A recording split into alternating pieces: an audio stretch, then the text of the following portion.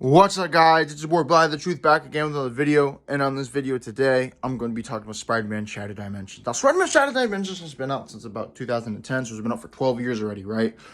Now, I played this game when it first came out, and I never finished it or anything.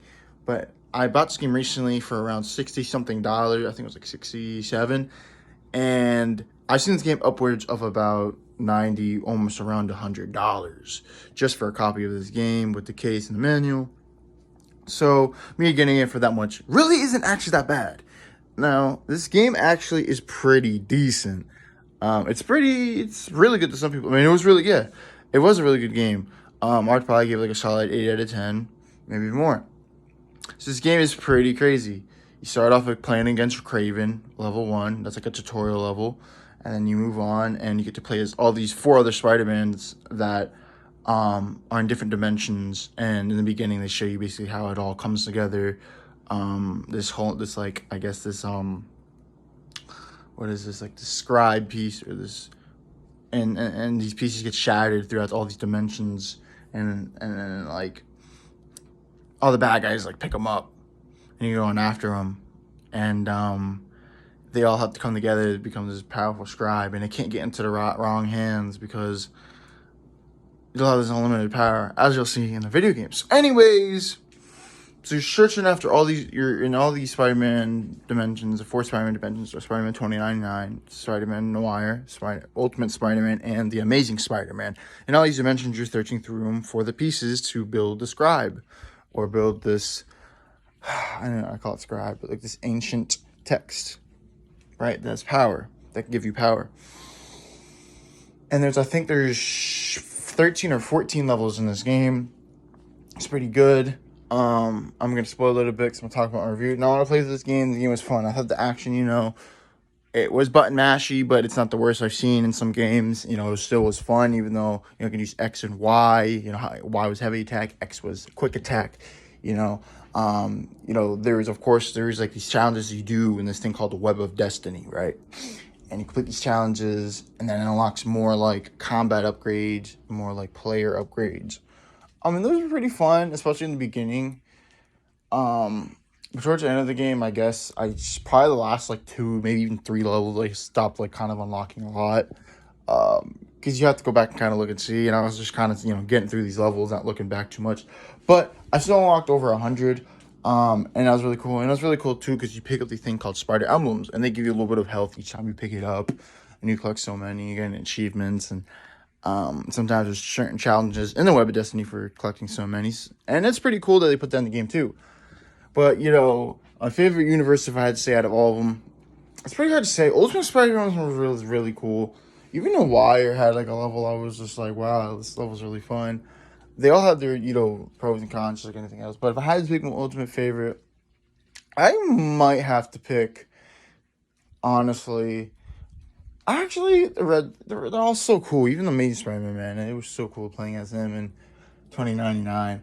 Man, it was hard to say, but I'd say probably my favorite levels probably come from the Ultimate Spider-Man, or even the regular. It's hard to say because they're all good. But Ultimate Spider-Man maybe, but this game really was good, man. You go against bosses like Vulture. You'll go against some bosses you never heard of that aren't in the movies, or if you aren't familiar with the comic books, you never really would have heard of them, like Hammerhead. All these other different bosses that you could play against in Spider-Man Shattered Dimensions. It's such a good game. It's been out for 12 years. I did play this game somewhat when it first came out, but I got rid of it, and I think I got stuck or something, and I forgot why. Anyways, I just beat the game recently. It's really a good game.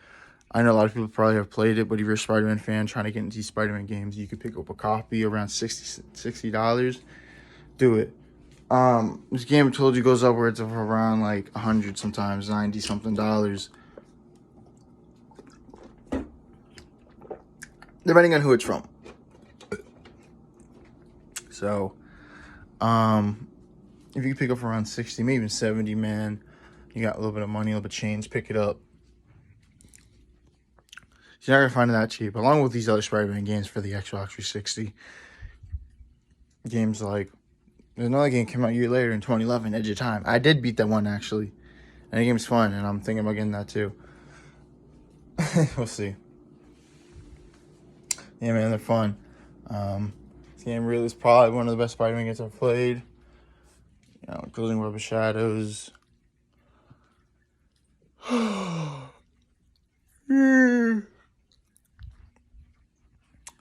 Anyways, guys, I'm pretty much gonna go. I think I'm gonna go in a minute or two. But if I had to give this game a rating, I'd probably give it a solid, like, probably solid 8. The game's pretty good. Solid 8 out of 10. The game's really good, man. It's fucking fun, bro. There's so many bosses. You know, in the different universes, you have different kind of abilities. It's awesome, dude. This is a replayability. It does somewhat.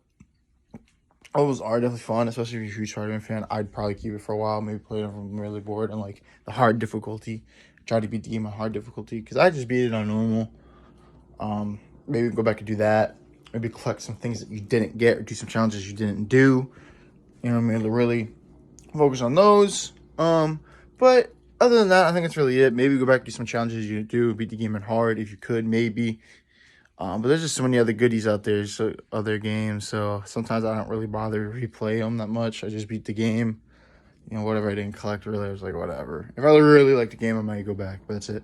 But this game, man, 8 out of 10 rating, bro. You get to play as all 4 Spider-Mans. It's a good action-adventure game, man. And they all have their own kind of story. Own kind of special, some special, you know, moves. It's just fun, man. Especially if you're a huge Spider-Man fan. Maybe if you're not a huge Spider-Man fan and you're in an action-adventure, you might even enjoy this game somewhat, too. But yeah, man, not bad. So, peace out, guys. I'm out here. This is my Spider-Man Shadow Dimensions review for the Xbox 360 and PS3.